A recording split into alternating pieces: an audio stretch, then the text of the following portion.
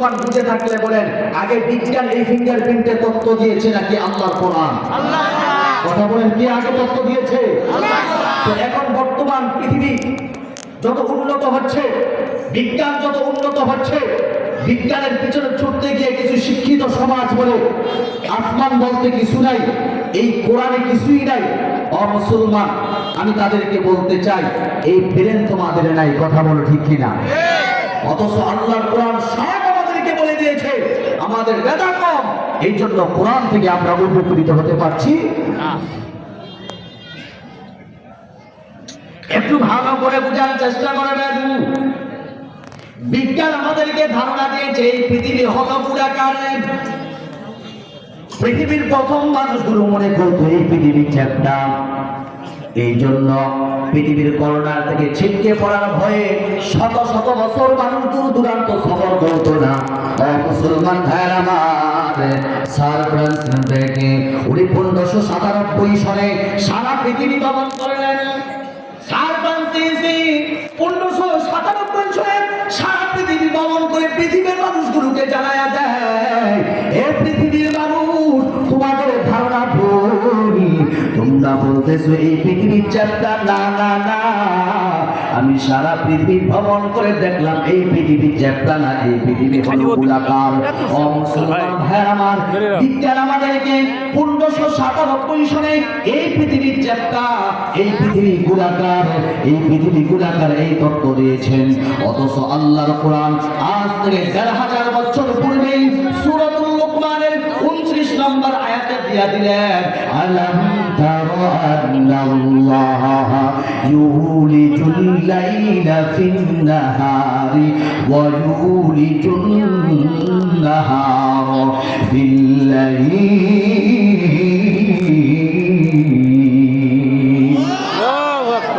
তোমরা কি লক্ষ্য করো না, আল্লাহ নিশ্চয় আল্লাহ তাআলা ইউলিজুল লাইলা ফিন নাহার, রাত দিনে প্রবিষ্ট করেছে, দিন রাতে প্রবিষ্ট করেছে।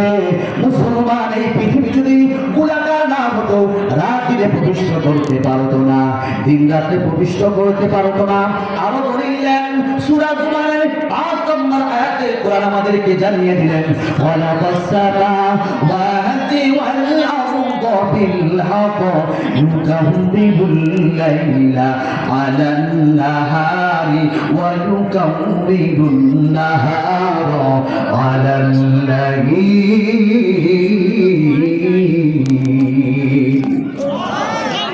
আসমান জমিন আল্লাহ রাব্বুল আলামিন যথাযথভাবে সৃষ্টি করেছেন।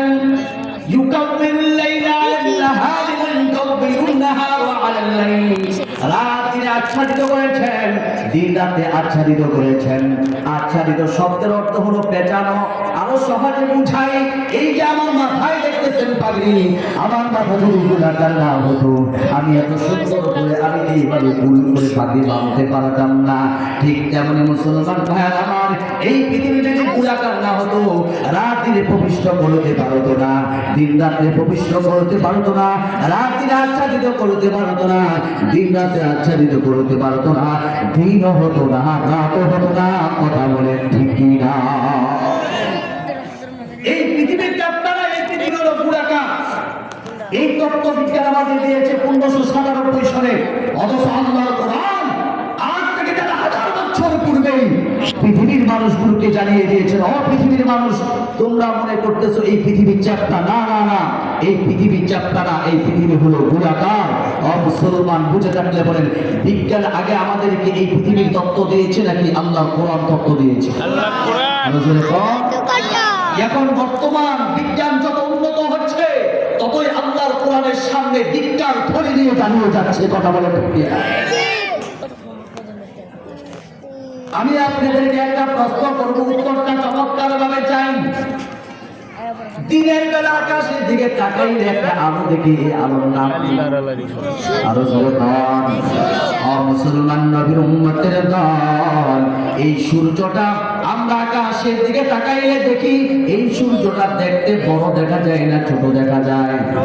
আরো ছোট, একেবারে আকার আকৃতিতে বাতের ধারা নেই।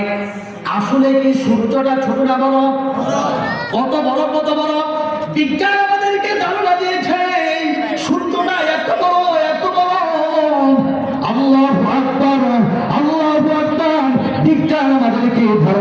দিয়েছে এই সূর্যটা এত বড়, এই পৃথিবীর চেয়ে মুসলমান ভাই আমার 13 লক্ষ গুণ বড়। জোরে বলুন সুবহান।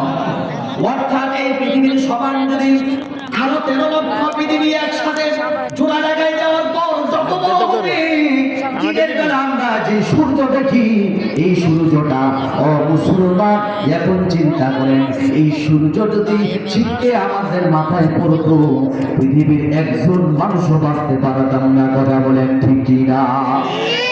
কয়েক সেকেন্ড ভূমিকম্প হয়, এতে আমাদের কলিজায় পানি থাকে না।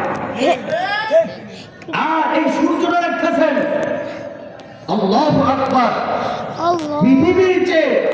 পৃথিবীর সমান আরো 13 লক্ষ পৃথিবী একসাথে জোড়া লাগাই দেওয়ার পর যত বড় হবে তত বড় সূর্য। কি মনে করছেন আমার আল্লাহ? মুসলমান ভাইয়েরা আমার, আমরা জমিন থেকে সূর্যটা দেখে এই সূর্যটা কত উপরে আছে, বিজ্ঞান আমাদেরকে ধারণা দিচ্ছে জমিন থেকে প্রায় 9 কোটি 30 লক্ষ মাইল উপরে সূর্য। সত্য কথাটা বলবেন, এই সূর্য যদি ভালো করে তাপ দেয় কৃষকরা জমিনে থাকতে পারে না, একটু ছায়ার জন্য সব বাড়ির দিকে দৌড়ায়। কথা বলেন ঠিক কিনা? হাসরের ময়দানে বাজারে সূর্য কিন্তু এত উপরে থাকবে না। সূর্যটা প্রত্যেকটা মানুষের মাথার উপর চলে আসবে। সূর্যের তাপে মানুষের মাথার মগজগুলো গলিয়া গলিয়া নাকের ছিদ্র দিয়া কানের ছিদ্র দিয়া বেয়ে বেয়ে পড়তে থাকবে। হাসরের ময়দানটা বড় ভয়ঙ্কর হবে। এর নবীর উম্মতের দল, সূর্যের তাপে পিপাসায় মানুষের কলিজা ফেটে যাবে, মানুষের চিন্তাটা নাভি পর্যন্ত বের হয়ে যাবে। এ মুসলমান ভাইরা আমার, হাসরের ময়দানে কষ্ট সহ্য হবে না, ওই সূর্যের তাপ সহ্য হবে না। এর নবীর উম্মতের দল, এই সূর্য ভালো করে তাপ দেয়, আমরা কৃষকরা জমিনে থাকতে পারি না, একটু ছায়ার জন্য সব বাড়ির দিকে দৌড়াই। এর নবীর উম্মতের দল, এত উপরে যে আল্লাহ সূর্যটা রেখেছে, হাসরের ময়দানে ওই আল্লাহ আমাদের মাথার উপর সূর্যটা নিয়ে আসতে পারবে, সেই ক্ষমতা আল্লাহর আছে না? মুসলমান ভাইরা আমারে, যখন সন্ধ্যা গড়িয়ে আসে আকাশের দিকে তাকাইলে আমরা কিছু নিবু নিবু আলো দেখি। বুঝে থাকলে বলেন এই আলোগুলোর নাম কি? আরো জোরে কোন? আল্লাহু আকবার। এই আলোগুলো, এই তারাগুলো কত বড়, কত বড়, এই তারাগুলো কত বড়! বিজ্ঞান আমাদেরকে ধারণা দিয়েছে এই পৃথিবীর চেয়ে নয় মুসলমান, এক একটা তারকা সূর্যর চেয়ে লক্ষ কোটি গুণ বড়। জোরে বলুন সুবহান। এক একটা তারকা এই পৃথিবীর চেয়ে নয়, সূর্যর চেয়ে লক্ষ কোটি গুণ বড়। এখন চিন্তা করেন, সূর্য এই পৃথিবী থেকে আর 13 লক্ষ পৃথিবী একসাথে জোড়া লাগাই দেওয়ার পর যত বড় হবে তত বড় সূর্য। আর আল্লাহ রাব্বুল আলামিন নক্ষত্রগুলো সৃষ্টি করেছেন, কত হাজার হাজার নক্ষত্র সৃষ্টি করেছেন, আল্লাহ ছাড়া কেউ বলতে পারবে না। এক একটা তারকা, আল্লাহু আকবার, এই পৃথিবীর চেয়ে নয়, সূর্যর চেয়ে লক্ষ কোটি গুণ বড়। সুবহানাল্লাহি ওয়া বিহামদিহি। ইয়া আইয়ুহাল ইনসান মা গাররাকা বিরাব্বিকাল কারীম। কোন জিনিস আজকে আমার আল্লাহর থেকে তোর এত দূরে আছে? বল। মুসলমান ভাইরা আমার, আমরা সূর্যের দূরত্ব জানলাম জমিন থেকে 9 কোটি 30 লক্ষ মাইল উপরে। এখন আসুন, এই নক্ষত্রগুলো কত উপরে আছে আমাদের জানা দরকার আছে না নাই? আরো জোরে কোন আছে না নাই? মুসলমান ভাইরা আমার, এই নক্ষত্রগুলো কত উপরে আছে বিজ্ঞান বলে এই সম্পর্কে আমরা কোনো ধারণা দিতে পারবো না, চুপচাপ হয়ে গেল। তবে অনেক গবেষণা করার পরে পৃথিবীর সবচেয়ে কাছে, সবচেয়ে নিকটে, সবচেয়ে কাছে, সবচেয়ে নিকটে যেই তারা, ওই তারাটির নাম হলো প্রক্সিমা সেন্টারাই। তারাটির নাম কি? Proxima Centauri. পৃথিবীর সবচেয়ে কাছে, সবচেয়ে নিকটে যেই তারা, ওই তারাটির নাম হলো প্রক্সিমা সেন্টারাই। এই প্রক্সিমা সেন্টারাই সম্পর্কে বিজ্ঞান ধারণা দিয়েছে প্রায় পৃথিবীর থেকে 25 লক্ষ কোটি মাইল উপরে। সুবহানাল্লাহ। 25 লক্ষ কোটি বাড়ি করে, শুধু 25 লক্ষ না, 25 কোটিও না, 25 লক্ষ কোটি বাড়ি করে পৃথিবীর সবচেয়ে কাছে যেই তারা প্রতিদিন সেন্টার। এখন প্রশ্ন আসে, উপরে তারাগুলো কত উপরে আছে? আমরা যে উপরে তারাগুলো দেখতেছি, আমরা তো প্রক্সিমা সেন্টার সম্পর্কে জানলাম, উপরে তারাগুলো কত উপরে আছে এই ব্যাপারে বিজ্ঞান আর কোনো ধারণা দিতে পারছে না, একেবারে চুপচাপ হয়ে গেল, তারা আর কোনো কথা বলতে পারতেছে না। আমরা একটা কিতাব পড়েছি, তাফসিরে রুহুল বয়ান।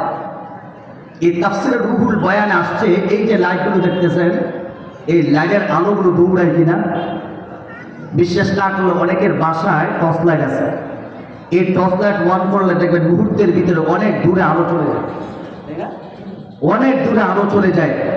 তাহলে এই অল্প সময়ের ভিতরে এত দূরত্ব, ওই জায়গায় আলোটা কিভাবে পৌঁছাই? তাহলে বুঝা গেল আলোগুলো দৌড়ায় কিনা, কথা আলোগুলো দৌড়ায় কিনা। মোহতারাম হাজিরিন, এই আলোগুলো প্রতি সেকেন্ডে 1,86,000 মাইল থেকে দৌড়ায়। সুবহানাল্লাহ কইতেন না?